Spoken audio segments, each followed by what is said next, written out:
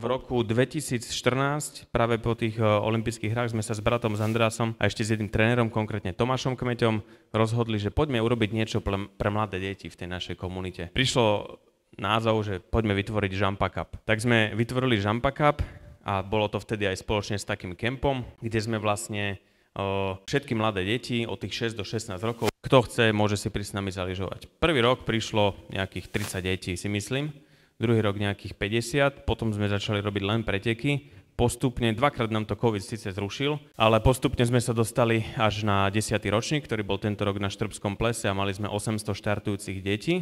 Pre všetky tie deti je to úplne zadarmo, štartovné sa neplatí. Tým, že máme nejakých našich partnerov, tak sme ich motivovali k tomu, že chceme tej našej komunite do budúcna niečo dať.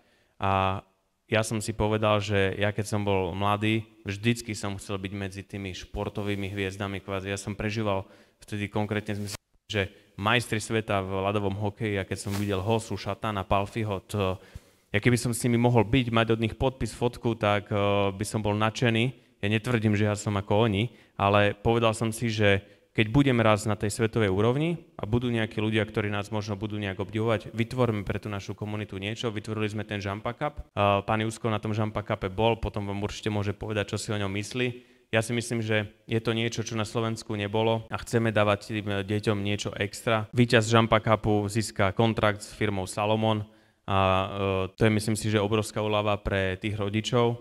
A takisto aj celkový ten koncept toho Žampa Cupu je o tom, že je a aj bude, pokým ho my budeme robiť pre všetkých zadarmo a chcem, aby to motivovalo tie deti k tomu, aby športovali, aby lyžovali a aj keď nie sú najlepší, tak aby si každý jeden v ten deň odniesol niečo z toho podujatia.